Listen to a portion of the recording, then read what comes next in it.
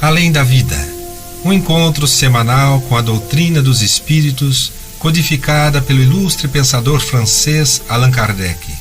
Um momento de meditação, um momento de reflexão, um momento de luz.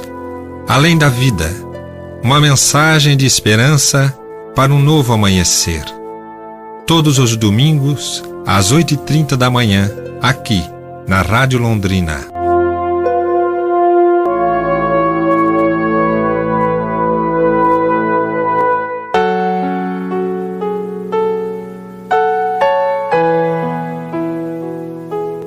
Bom dia, prezado ouvinte da Rádio Londrina, cumprimenta o Silene. Hoje nós estamos substituindo o Gilberto, que não está muito bem. Se ele estiver escutando, o nosso abraço para ele, melhora, está nas nossas orações. E como primeiro instante, nós vamos passar o microfone para o Cláudio cumprimentar os ouvintes. Bom dia, os ouvintes da Rádio Londrina, do programa Além da Vida. Nesse domingo, desejo um domingo de muita paz ao coração de todos vocês e que a lição de hoje possa atender à necessidade dos ouvintes. No primeiro instante, momento.com, a nossa mensagem, vamos prestar bastante atenção. Senhor, ajuda-me a perdoar.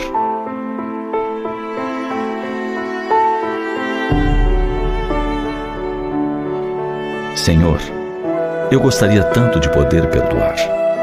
Disponho-me a isso. Oro e tenho a impressão de que lavei meu coração de toda mágoa. Contudo, basta que eu reveja quem me agrediu, caluniou, traiu, e todo o sentimento retorna. Isso está me fazendo muito mal, Senhor. Sinto um peso dentro de mim, um mal-estar, e tenho a impressão de que perdi um tanto da capacidade de amar. Em função do que padeci, tornei-me desconfiado. Quando um amigo me abraça, não me entrego em totalidade. Fico pensando se ele está sendo sincero. Se não estará, como outros, demonstrando uma afeição que não lhe habita a alma, somente por conveniência. Pior ainda, fico cogitando quando esse amigo me oferecerá o fruto amargo do abandono. Isso é muito ruim, Senhor, eu sei. Contudo, tornei-me assim depois de tantas ingratidões recebidas, em tantos afastamentos constatados, em tantas evasões de pessoas a quem entreguei o meu coração. Recorro às páginas do Evangelho e as leio, entre a emoção e o desassossego. Pesquiso as vidas dos grandes seguidores da tua mensagem e me indago. Por que eles conseguiram perdoar? O que me falta para isso?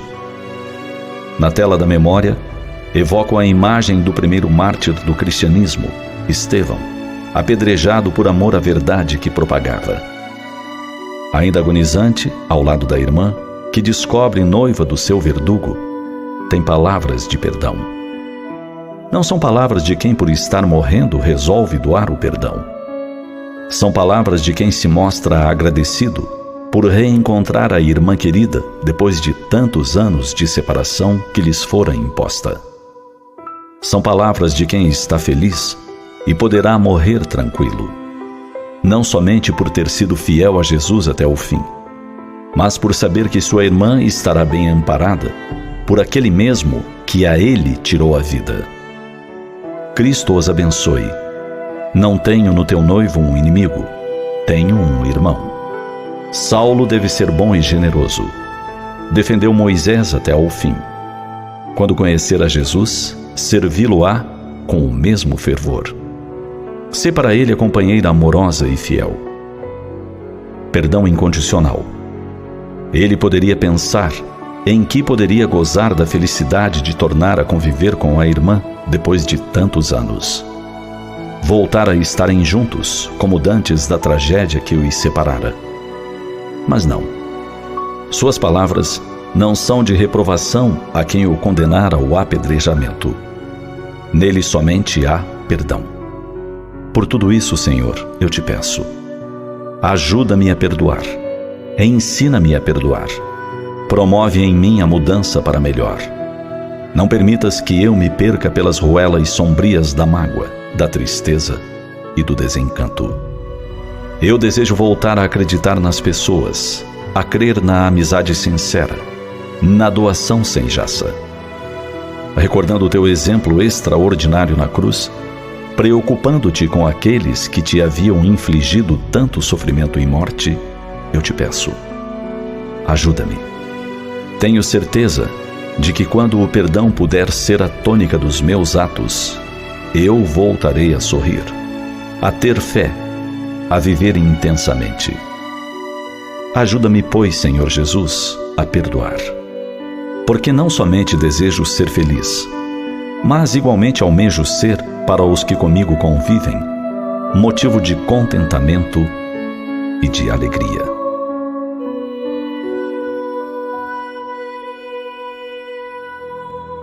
O texto que você ouviu está disponível no CD Momento Espírita volume 24, em plataformas digitais. Acesse a de sua preferência.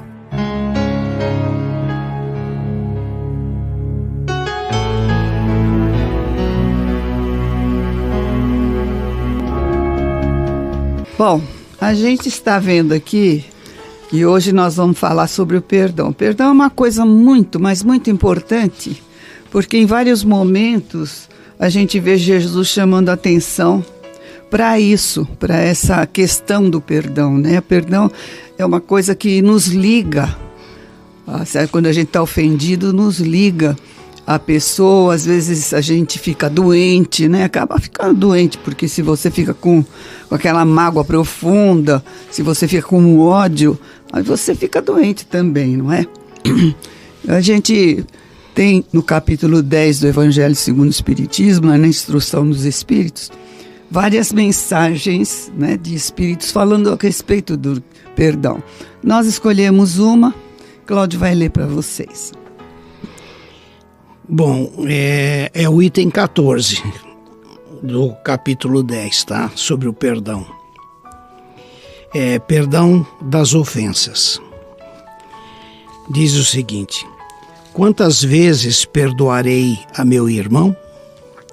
Perdoar-lhe-eis não 7 vezes, mas 70 vezes 7 vezes. Aí tendes um dos ensinos de Jesus, que mais vos devem percutir a inteligência e mais alto falar ao coração. Confrontai essas palavras de misericórdia com a oração tão simples, tão resumida e tão grande em suas aspirações, que ensinou a seus discípulos, e o mesmo pensamento se vos deparará sempre. Ele, o justo por excelência, responde a Pedro: perdoarás mais ilimitadamente. Perdoarás cada ofensa tantas vezes quanto ela lhe for feita. Ensinarás a teus irmãos esse esquecimento de si mesmo, que torna uma criatura invulnerável ao ataque, aos maus procedimentos e às injúrias. Será brando e humilde de coração, sem medir a tua mansuetude. Farás, enfim, o que desejas que o Pai Celestial por ti faça. Não está Ele a te perdoar frequentemente?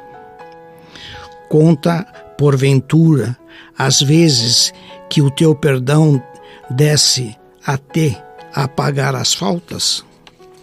Prestais, pois, ouvidos a essa resposta de Jesus e, como Pedro, aplicai-a a vós mesmos. Perdoai, usai de indulgência, sede caridoso, generoso, pródigos até do vosso amor. Dai que o Senhor vos restituirá.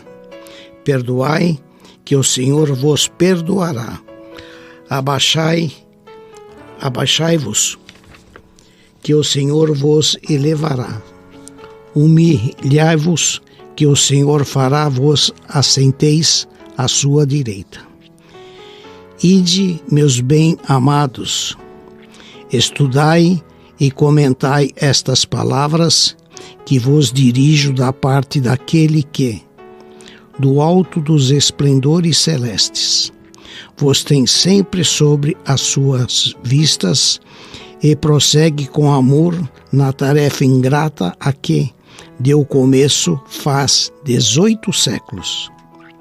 Perdoai aos vossos irmãos, como precisais que ele vos perdoe. Se seus atos pessoalmente vos prejudicaram, mais um motivo aí tendes para serdes indulgentes, porquanto o mérito do perdão é proporcionado à gravidade do mal. Nenhum merecimento tereis em revelar aos agravos dos vossos irmãos, desde que não passassem de simples arranhões. Espíritas, jamais vos esqueçais de que, tanto por palavra como por atos, o perdão das injúrias não deve ser um termo vão. Pois que vós dizeis, espíritas, sede-o, ouvidai o mal que vos hajam feito e não penseis senão numa coisa, no bem que podeis fazer.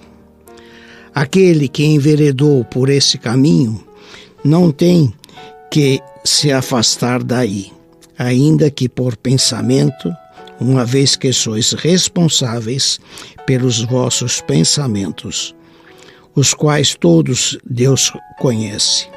Cuidai, portanto, de os expungir de todo sentimento de rancor.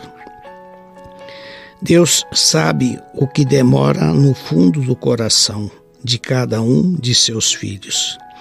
Feliz, pois, daquele que pode todas as noites adormecer dizendo: nada tenho contra o meu próximo. Simeão Bordeaux, 1862. Gente, é tão importante o perdão que nós temos em várias oportunidades, né? Jesus fala da parábola do compassivo, né? Do credor incompassivo, que é justamente quando o Pedro lhe pergunta se ele deveria perdoar 7 vezes, e ele falou, mas não só 7 vezes, mas 70 vezes 7 vezes, quer dizer, sempre, né? Sempre. E aí Jesus começa a contar uma parábola para ele. Fala que o reino de Deus é semelhante a um rei, né, que resolveu ajustar contas com um dos seus servos, né? E tendo começado essa reunião, apresentaram a ele um que devia 10.000 talentos. Era uma fortuna naquela época, 10.000 talentos, né? Não tendo o servo como pagar, falou para o rei assim: senhor, não tem esse dinheiro, mas por favor, me dá um tempo e eu vou restituir, né?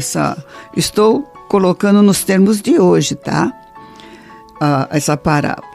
Aí, no fim, o Senhor misericordioso, esse rei, falou para ele: então tá bom, eu te perdoo a dívida toda, 10.000 talentos lá. Mas esse servo, quando saiu na frente do rei, na rua, encontrou um que devia para ele uma quantia irrisória, né? E então ele fala assim pro outro: não, você tem que me pagar, mas eu não tenho dinheiro agora, né? Dá um tempo, tal, né? Eu vou pagar, mas agora não tá. Não, chamou a polícia, mandou prender o rapaz. E os amigos dele, uns outros que estavam ali, assistindo ao julgamento do rei, quando viram que ele não perdoou uma dívida pequena, foi lá e falou pro rei: ó, ele saiu, o senhor perdoou 10.000 talentos, ele saiu uma dívida pequena e ele não quis pagar, mandou prender o rapaz. Aí ele mandou chamar de novo o rapaz falou para ele assim: mas olha, você não teve compaixão do seu amigo, como eu tive compaixão de você? Então, você vai ser preso. Chamou os guardas, mandou prender, né, até que ele trabalhasse firme para pagar a dívida que ele tinha com o Senhor. A gente, quando estuda a doutrina espírita, estuda Karl Barchutel, tem um livrinho de Karl Barchutel que ele chama Parábolas e Ensinos de Jesus. E quando a gente vê esse livro e estuda essas parábolas, a gente nota que tudo que Jesus ensinou, que ele falou com parábolas, a doutrina traz para a gente de uma maneira mais, assim, clara, né? Naquela época, Jesus conversava com pessoas ignorantes, muito ignorantes. Eles não tinham nada, não sabiam ler, não sabiam escrever, né? Eles não tinham essa condição que nós temos hoje, não tinham indústrias, não tinha nada disso, escolas. Só os filhos dos ricos é que aprendiam a ler lá no templo, né, junto aos sacerdotes lá. Então, ele contava as histórias, quando ele queria falar coisas da lei divina e as coisas do mundo espiritual, ele contava histórias, né? E nessa daí, Karl Barchutel coloca lá que isso que ele fala no fim: não saireis de lá enquanto não pagares o último centavo. Isso queria dizer que enquanto você não tiver pago a sua dívida, se não pagar nesta encarnação, vai ficar para outra. Não pagar na outra, vai ficar para outra. O tempo somos nós que fazemos para a evolução nossa, mas essas contas que ele coloca ali são as virtudes que nós devemos corrigir, os nossos erros que devemos corrigir e transformá-los em virtudes. Então, esse pagar o último centavo é não ter nem nada, transformar em luzes o nosso sentimento, o nosso pensamento, o nosso perispírito. Muitas vezes a gente vê, né, mesmo sem assim perceber, nas igrejas você vê os anjos, os santos, tudo com aquela auréola na cabeça, né? E se for assim num caderno, numa impressão, você vê que do lado eles colocam uma luminosidade. E isso é verdadeiro, porque o Jesus falava: vós sois luzes, acendei a vossa luz. Então, a gente tem que trabalhar em nós a forma de eu poder me transformar para poder justamente mostrar que eu já aprendi aquela lição. Eu já me tornei indulgente, eu já me tornei prudente, eu já me tornei caridoso, beneficente. Então a gente tem que ir trabalhando devagar em cada encarnação. Quando o perdão é uma das coisas, o Pai Nosso fala do perdão, né? Se fores levar uma oferta ao altar, volta, reconcilia, e tiveres alguém que você não está bem com ele, volta e reconcilia-te com o vosso irmão, antes de fazer a oferta no altar. Então, é muito importante a gente aprender sobre o perdão, trabalhar o perdão, analisar. É difícil, demora, mas a gente tem que trabalhar o nosso sentimento para que o perdão seja um bálsamo salutar na nossa vida. Perdão transforma a nossa vida em saúde, acaba com as doenças, acaba com tudo. Nós temos aqui na mãozinha do Cláudio uma questão... Eu vou ler do Pedro aqui, um pedacinho. Então, você... Aqui na Boa Nova. Na Boa Nova do Chico Xavier, pelo espírito de Humberto de Campos, diz o seguinte aqui... Quando ele aborda o perdão, né? Quando ele fala sobre o perdão, então diz assim: nesse ponto de suas afirmativas, isso é Pedro, né? Pedro atalhou dizendo: mas para perdoar, não devemos aguardar que o inimigo se arrependa? E que fazer na hipótese de um malfeitor assumir a atitude dos lobos sob a pele de ovelha? Pedro, o perdão não exclui a necessidade da vigilância, como o amor não prescinde da verdade. A paz é um patrimônio que cada coração está obrigado a defender, para bem trabalhar no serviço divino que lhe foi confiado. Se o nosso irmão se arrepende e procura o nosso auxílio fraterno, amparemo-lo com as energias que possamos despender. Mas, em nenhuma circunstância, cogites de saber se o teu irmão está arrependido. Esquece o mal e trabalha pelo bem. Se o nosso irmão se arrepende e procura o nosso auxílio fraterno, amparemo-lo com as energias que possamos despender. Mas em nenhuma circunstância cogites de saber se o teu irmão está arrependido. Esqueça o mal e trabalha pelo bem. Quando ensinei que cada homem deve conciliar-se depressa com o adversário, busquei salientar que ninguém pode ir a Deus com um sentimento de odiosidade no coração. A palavra perdão, se a gente trouxer para a nossa época atual, se eu estou um exemplo simples, se eu estou no ônibus e ao passar eu pisei no pé de alguém e a pessoa sentiu aquele pé, a primeira expressão que a gente usa, por ser educado, me perdoa. A pessoa se desculpa, fala, não tem problema não, vê que foi sem querer. Mas quando esse perdão, que você tem que ter essa sabedoria, e a gente está muito distante disso daí, na minha maneira de ver.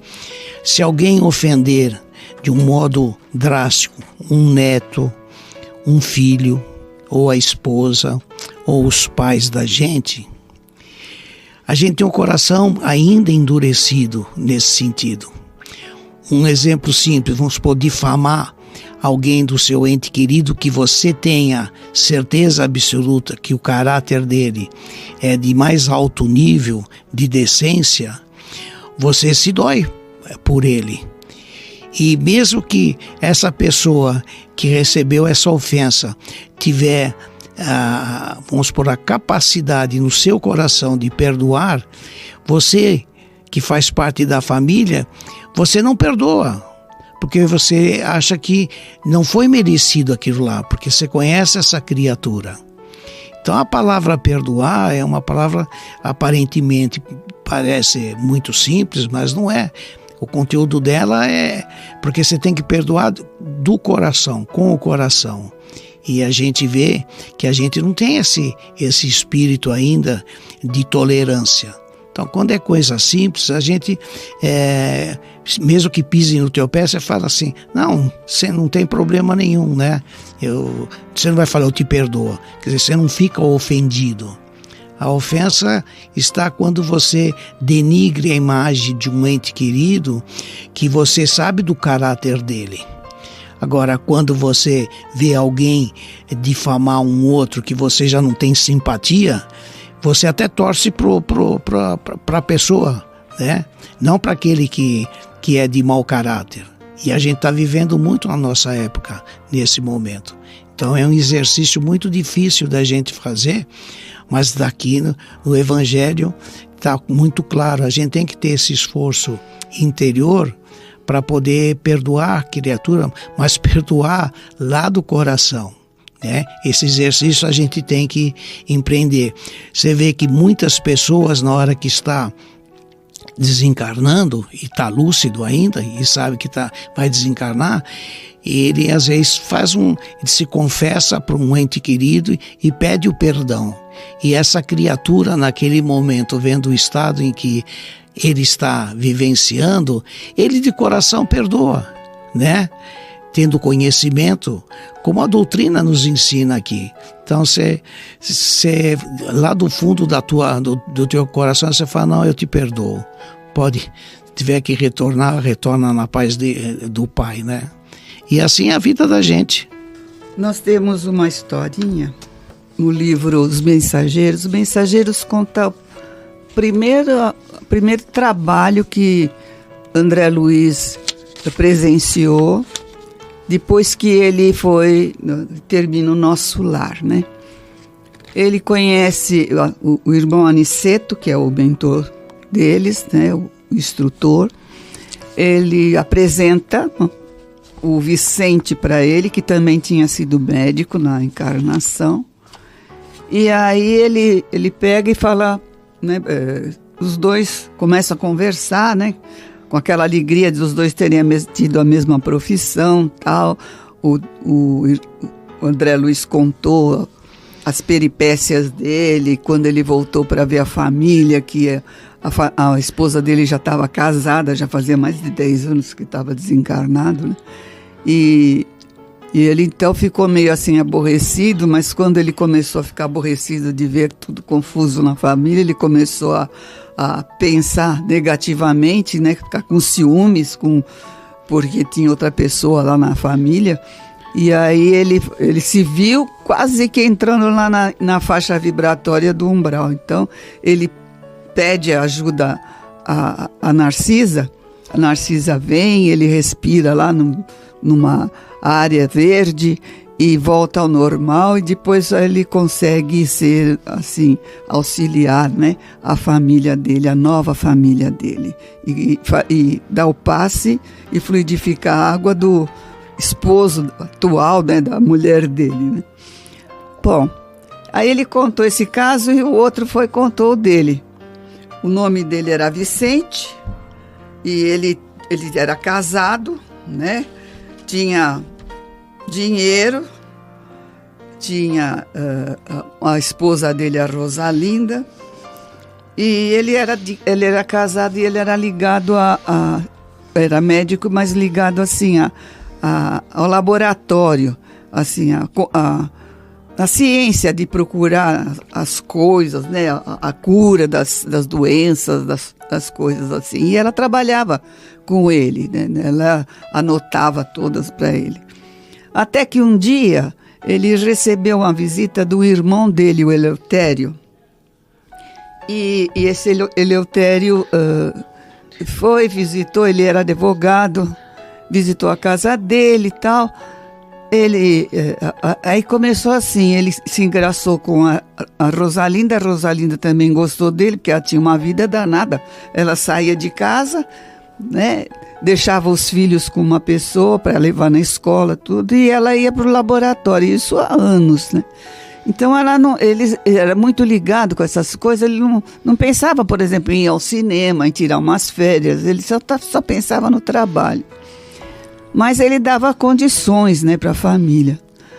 Aí começou assim, a Rosalinda falou para ele assim, as crianças estão crescendo, e eu precisava arrumar uma pessoa para poder, né, cuidar aqui com você. Deveria pegar uma secretária, uma enfermeira aqui, e eu iria dar mais atenção para os nossos filhos. Ele achou aquela ideia boa, tal, arrumar uma pessoa, e ela foi cuidar dos filhos dela, né, e o Eleutério sempre junto, né. Aí ele pega e vão os dois cada vez mais, né? Até que eles tiveram uma ideia. Como ela conhecia tudo lá no laboratório, apareceu uma espinha no nariz do marido. E aí o Eleutério falou, você podia pegar, né, e colocar o remedinho para aquilo virar uma infecção. E para encurtar a conversa, vocês leiam lá a parte dos mensageiros. Para encurtar a conversa, ele pegou uma infecção e nada que curava aquela infecção. E eu sei que no fim ele acaba desencarnando com uma infecção generalizada. E ele contando isso, né?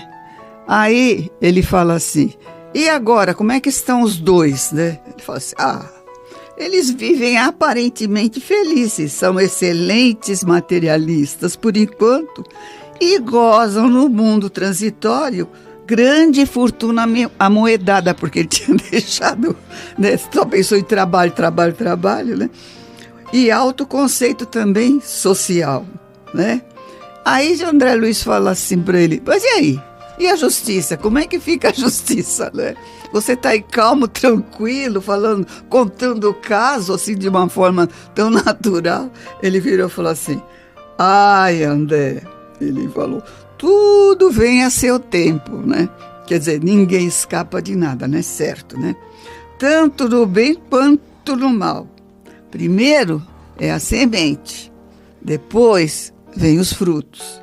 Para nós, meu amigo, atualmente, o mal é simples resultado da ignorância e nada mais. Por quê? Veja só, ele entregou nas mãos de Deus.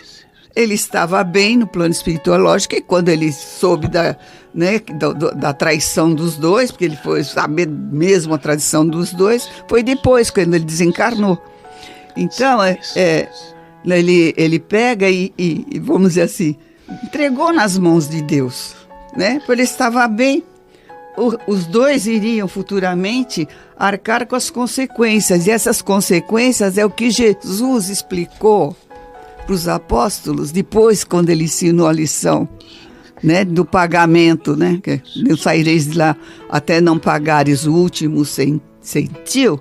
Ele então conversou, né, é isso daí, nessa encarnação eu não consigo aprender a lição, eu vou aprender na próxima. Se não conseguir na próxima errar de novo, tem juros de correção monetária. Um dia a gente aprende com a dor.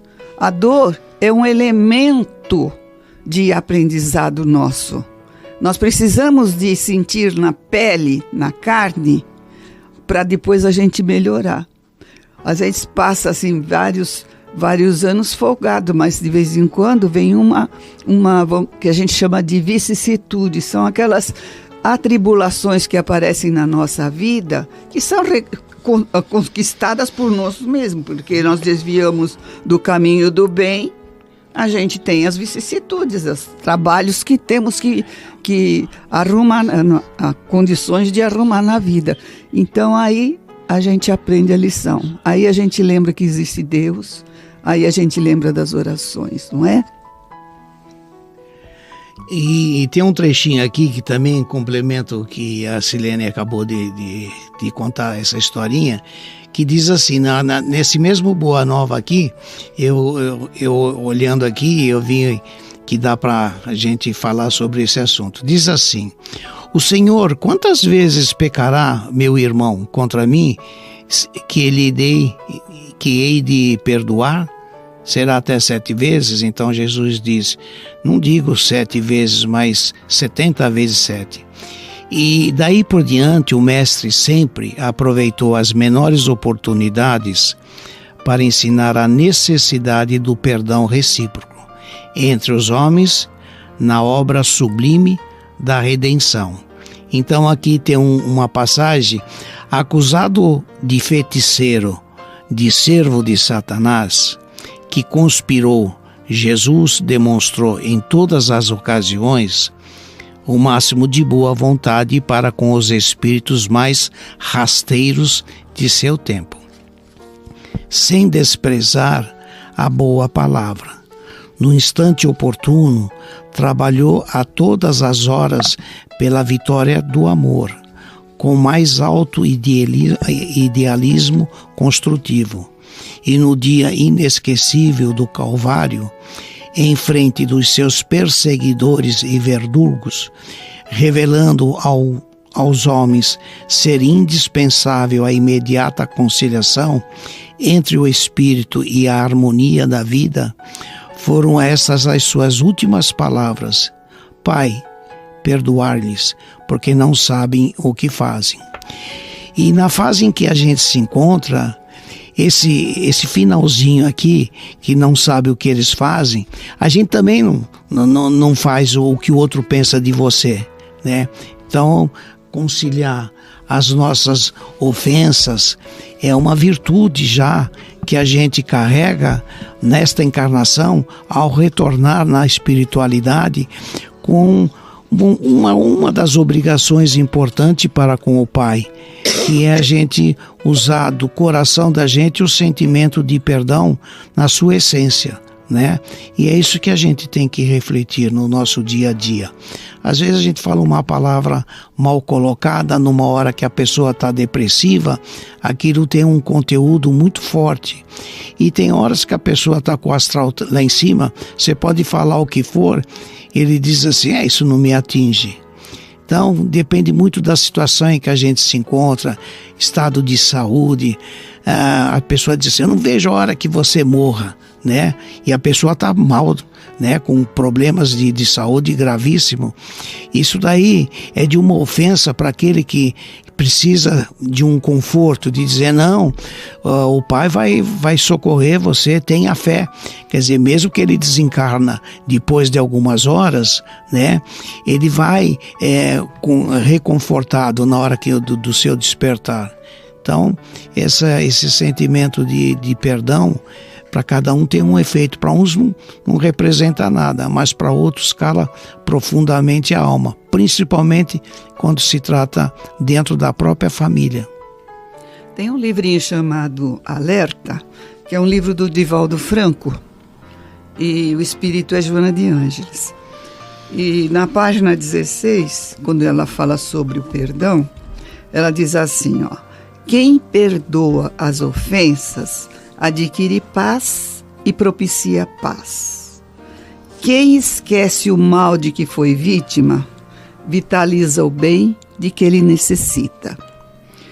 Nunca te esqueças e nem te faças inimigo de ninguém, nem aceites o desafio dos que se te fazem inimigos, sintonizando na faixa deles. Quando um não quer, dois não brigam, não é isso que diz o ditado?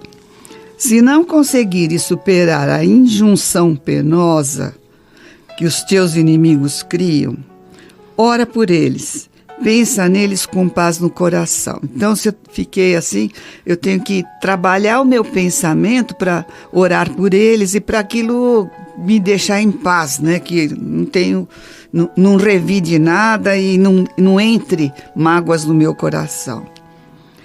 O inimigo é alguém que enfermou. Olha só, é lógico, quando a gente está nervoso, quando a gente está reclamão, quando a gente está assim, você está doente. Você não tem pessoas que só reclamam o dia inteiro. Tem pessoas que tudo vê as coisas negativas. Esse é um espírito doente. Ele pode estar com o corpo são, mas a mente dele está doente, tá? Recorda de Jesus que mesmo vítima indébita, perdoando, rogou ao Pai que a todos perdoasse, porque eles não sabiam o que estavam a fazer. Eu tenho aqui também um livrinho chamado Voltas que a Vida Dá, que eu leio? Que conta uma história, só fala em respeito. Conta uma história de um fazendeiro respeitado, o nome dele é José Justino dos Santos, que ele respeitado todo o norte de Minas Gerais, né? E ele tinha 2 filhos, um casal de filhos, tá? Mas ele era daqueles que obrigava, que era austero, né? Ele não podia ver nada errado que ele, brigava. Os filhos já conheciam ele. Aí um belo dia a filha mocinha chega perto da mãe e fala para ela que ela ficou grávida. Aí a mãe não podia falar para o pai, porque senão o pai ia bater, além de bater na menina, ia pôr ela para fora de casa. Então o que ela fez? Ela mandou a filha para uma casa de uma família de uns que já trabalhavam na fazenda e que conhecia o patrão. E ela ficou lá uns tempos, passando, como quem dizendo que precisava de ajudar a pessoa, né? Aquela pessoa. E ela teve o nenê lá. E trouxeram a criança depois para morar com esses parentes dele ali na fazenda. E a menina voltou para a casa da mãe né? E o pai todo contente com a volta da filha, tudo, né? Sem saber de nada. Aí passou-se um tempo de folga, assim, ela não podia também ficar muito apegada àquela criança que era filho dela, porque senão o pai ia descobrir, né? Então, o sofrimento da avó, a mãe, né, dela e dela. Passou um tempo, o filho foi estudar, fazer faculdade na cidade grande, e aí ele se engraçou com uma mulher casada. E tinha um amigo do marido que descobriu o caso do filho, desse filho dele. Então, ele começou a extorquir o rapaz, que ia contar pro pai, que ele ia contar pro pai, né? A história toda que tinha acontecido. Então, a mãe supria. Toda vez que o outro queria dinheiro, a mãe supria, tirava do pai e supria, falava que tinha que comprar alguma coisa. Até que um dia o pai escutou uma conversa da mãe com a filha sobre esses casos. E ele ficou nervoso, brigou, reclamou, xingou, né? No caso, ele não chegou a saber da filha, ele chegou a saber do filho. Mas aí, passado um tempo, ele estava assim, o coração, ele começou a sentir, a casa estava vazia, ele sentia a falta do filho, né? O filho já tinha se formado. Então, ele ficou amolecido e ele pegou e fez uma oração na hora de deitar, com um sentimento muito forte assim, né? E aí, ele pegou e sonhou. Sonhou que o anjo da guarda dele veio conversar com ele e falou assim: meu filho, só Deus pode julgar. Nós temos nossos débitos de vidas passadas. Você mesmo, na vida passada, você assassinou 2 pessoas, ou melhor, assassinou uma pessoa que era teu inimigo. Só que esse inimigo tinha 2 filhos e a esposa dele já tinha morrido. Então, esses 2 filhos, eles se prostituíram, perderam-se na vida para poder receber, né, para poder caminhar, não morrer de fome, né, de coisa. Então, e agora você recebeu essas 2 crianças que passaram esse tempo, essas 2 crianças, e são a tua filha e o teu filho. Você tem que falar. Ele, quando ele acordou em lágrimas e contou o sonho dele para a esposa dele e mandou buscar a filha e o filho, né? Perdoou os 2. Então veja só, a gente quando vê alguém na rua, mesmo pedinte, né? A gente não sabe se é parente nosso. Então a gente sempre tem que ter o quê?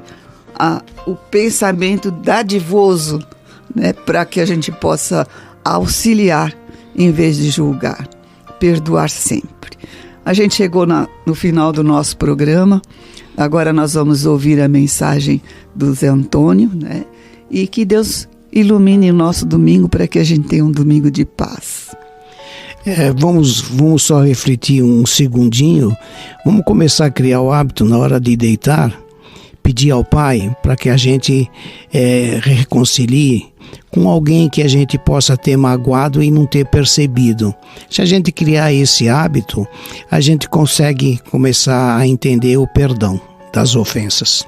Obrigado e um bom domingo a todos os nossos companheiros e amigos. Olá, amigos. Hoje nós vamos abordar um tema de profundo interesse para todas as criaturas humanas. O karma. O karma não é uma palavra espírita, é uma palavra derivada do sânscrito. O sânscrito é uma língua considerada morta, que era falada no Nepal, no norte da Índia, mas hoje ela ainda está inscrita entre os idiomas oficiais, que são 23 idiomas na Índia, por causa da religiosidade. É muito usada nos cultos. Eles usam no budismo, no hinduísmo, no jainismo. Existem vários cultos em que o sânscrito é usado. A palavra em sânscrito, karma, com K, quer dizer ação. E para nós, espíritas, designa a lei que os espíritos superiores vieram nos apresentar, muito conhecida, chamada lei de causa e de efeito. Não a lei da física, a lei moral. A lei que vai, conforme nós vamos apresentar os textos do ministro Sanzio, que o Espírito André Luiz, através de Chico Xavier, narra para nós no livro Ação e Reação, alguns tópicos sobre o tema. É uma lei moral de profundo interesse para a evolução de todas as criaturas. E é interessante a gente fazer aqui uma conexão com o budismo. Porque no budismo, a lei kármica é como se fosse uma roda viva, onde uma roda gigante. Lembra o José Raul Teixeira, o expositor, uma vez em uma palestra, ele faz essa comparação, que uma vez que ela é acionada, você não consegue mais ali impedir que ela gire. Ela vai dando consequência dos atos, daquele movimento que iniciou. Podemos lembrar do pêndulo também. Uma vez ele é acionado, ele vai e você não controla, a não ser que segure com a mão. E dá para segurar a ação, esse karma. Como? E é isso que nós vamos estudar. Para o budismo, quanto para a doutrina espírita, o karma ele pode ser positivo ou negativo, porque é uma ação. E toda ação vem trazer uma reação, uma consequência. E se a ação é uma ação positiva, benéfica, as consequências serão positivas, tanto para as pessoas que estarão recebendo aquela ação, quanto para a pessoa que está praticando aquela ação. Então as pessoas que geram, vamos dizer assim, que adentram, acionam a lei do karma de forma dentro da lei do amor, são pessoas que vão desfrutar do bem, da colheita do amor que plantaram. Lembrando que a lei do karma, a lei de ação e de efeito, ela está inserida naquela frase mágica de Jesus, quando ele diz: a semeadura é livre, mas a colheita é obrigatória. Quer dizer, uma vez que semeou, você é responsável por aquela plantação. Você vai colher o que você plantou. E isso aqui nós vamos ouvir do ministro Sanzio, um espírito de altas esferas que vem até a região em torno da terra de umbral, onde tem uma mansão chamada Mansão Paz, de socorro à espiritualidade inferior, onde ele dá uma aula sobre o karma. E ele diz assim: para nós, o karma vai representar a conta de cada um, englobando os créditos e os débitos que, em particular, nos digam respeito. Então veja que não é só coisa negativa, não é só débito, não é tem que pagar karma, não. Pode colher a bênção de um karma. Então são créditos e débitos. Então vai entrar dentro de uma contabilidade moral, uma contabilidade espiritual. E ele diz assim em uma outra frase: essa conta não apenas cataloga o indivíduo, mas povos, raças, estados, instituições. O que quer dizer? Que existe o karma coletivo. Quando um país inteiro se junta para destruir um outro país, o karma é do país, é de todo aquele povo. É lógico que vai entrar o individual. Tem pessoas que estão tendo que fazer aquilo que o país obriga, mas que não gostariam de estar fazendo. Então ele tem um outro karma individual, mas o país cria em sua atmosfera um débito muito grande. Então vocês imaginem, se a gente for se reportar à história antiga, lembrarmos a época das grandes conquistas, do Império Romano, dos bárbaros, dos vândalos. Veja quanto karma coletivo de povos que adentraram determinados ambientes, destruindo, sabe, criando, causando sofrimento. Quanto karma para toda uma nação, para todo um povo. E individualmente, aí vai entrar o que os espíritos superiores nos ensinam, como depende da intensidade do sentimento com que você aciona aquele movimento, aquela ação. Porque tem gente que está numa guerra atirando contra o seu semelhante com tanto ódio, e tem outro que está sendo obrigado a fazer a mesma coisa com pesar no coração.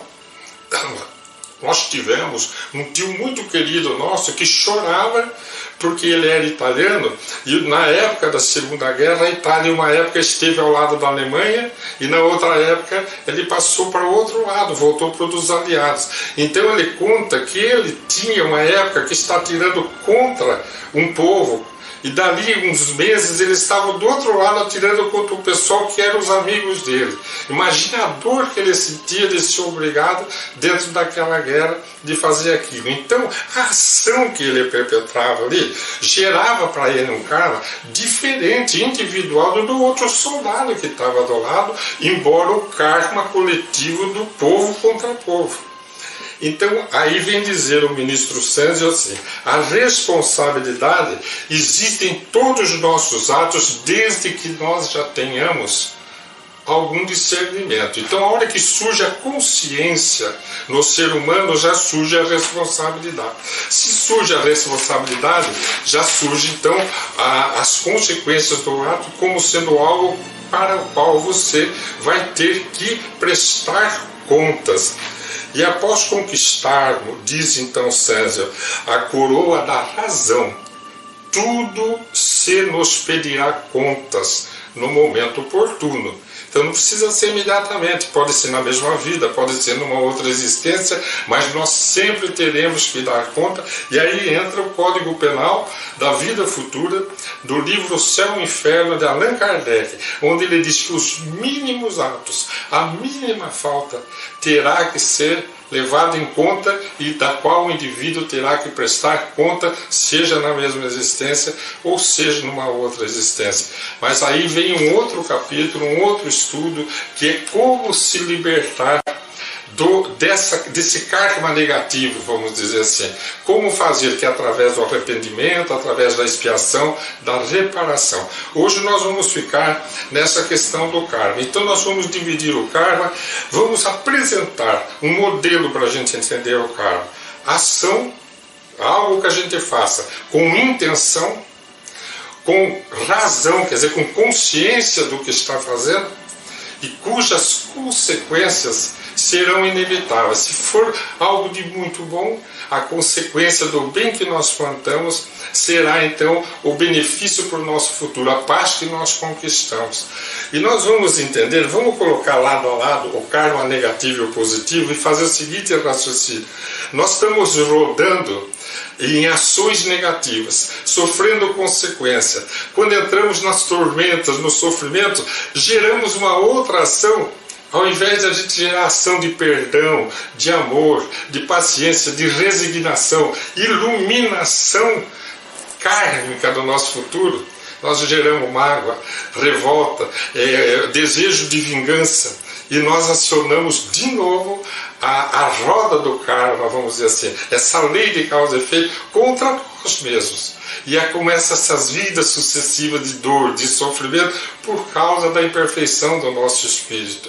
Aí chega Jesus, ilumina o nosso mundo e diz para a gente: hajam perdoando, sejam misericordiosos, visitem os presos, cuidem dos doentes.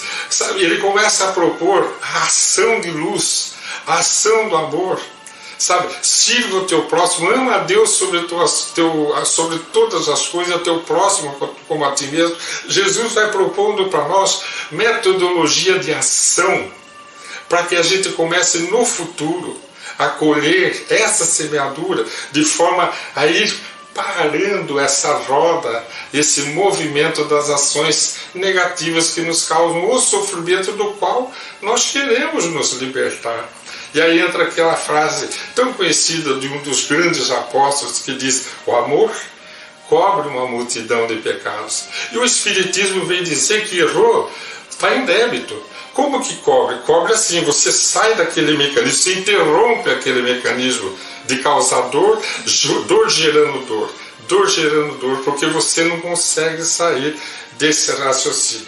Vou lembrar para vocês um caso que eu já apresentei aqui, da Ivone Pereira, do livro Cânticos do Coração, onde ela apresenta um caso de um médium que veio à Terra com a missão de socorrer e que não deu conta da tarefa. Só para apresentar essa situação.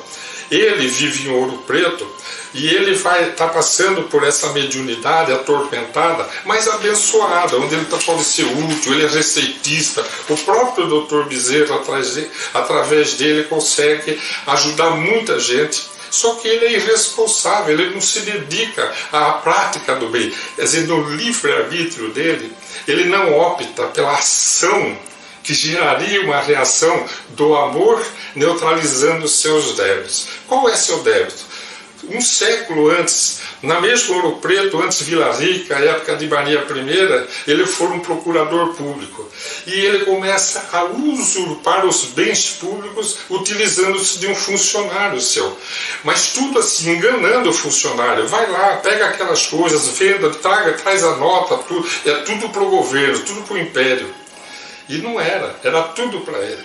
E passado alguns anos, quando ele se deu conta de que ele iria ser pego, o que ele faz? Ele resolve entregar esse servo. Então nós já contamos essa história numa outra reflexão, dizendo que ele estava roubando o tesouro, e na verdade quem estava roubando era ele. Olha a ação. Ele gerou uma ação de roubo, por interesse próprio, delatou uma pessoa inocente. Então agora vamos abrir aqui, vamos separar essas duas pessoas. O que eu tenho aqui? Eu tenho uma pessoa gerando uma ação negativa que vai se transformar em sofrimento no futuro dela. E muito grave, porque está causando uma dor muito grande para uma outra pessoa. Mas e essa pessoa? Por que ela está passando por essa dor? Então ela está vivendo essa roda kármica de maneira de hoje ela está vivendo o momento da colheita de algo que ela acionou lá no passado, porque a lei de Deus é perfeita. Deus não iria deixar essa pessoa passar por essa traição, por essa falso testemunho, essa falsa delação, e pela forca que ele foi enforcado em praça pública, com 8 filhinhos, suplicando perdão. E foi ali enforcado, ficou das 7 da manhã às 5 da tarde em praça pública, o corpo exposto. Ele não iria passar por isso se ele não tivesse concluindo um processo kármico. Concluindo se ele aceitasse com resignação aquele momento. Se Deus quer assim, é porque é para o meu bem. Mas não, se encheu de ódio, se liberta do corpo com desejo de destruir aquele que o delatou. Isso transforma num espírito perseguidor por décadas atrás aquele promotor acionou novamente dentro da lei de causa e efeito um outro movimento negativo, virou um obsessor. Olha, gente, como que poderia ele interromper esse processo? Mas ele foi mentiro, ele não roubou, mas ele está passando por uma expiação, uma prova. O que Jesus fez? Jesus não fez nada, foi condenado como se fosse um criminoso, foi levado à cruz ao lado de 2 malfeitores para dizer para esta pessoa e para nós: perdoe, eles não sabem o que fazem. É assim que você rompe esse karma negativo, essa roda negativa, é assim que você se liberta. Perdão, quer dizer, ore por aqueles que você persegue, perdoe aqueles que te ofenderam, perdoe as suas ofensas, rompa o teu karma negativo e comece o teu karma de luz, para que lá na frente você esteja livre. Aí os espíritos superiores vêm nos dizer: vocês só vão nascer, os espíritos, eles também, só vão nascer em mundos onde há o sofrimento de predominador, enquanto nós estivermos optando por ações de dor. E aí então a gente lembra a frase do Raul Teixeira, esse querido expositor, notável expositor, quando ele diz assim: o karma nós podemos dizer que é feito de amor ou de dor. E o livre-arbítrio nosso é que vai determinar qual caminho que nós vamos escolher, ou do sofrimento ou da libertação. Até o nosso próximo encontro.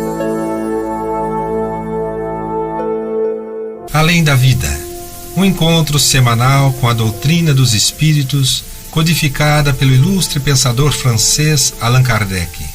Um momento de meditação, um momento de reflexão, um momento de luz. Além da Vida, uma mensagem de esperança para um novo amanhecer. Todos os domingos, às 8h30 da manhã, aqui, na Rádio Londrina.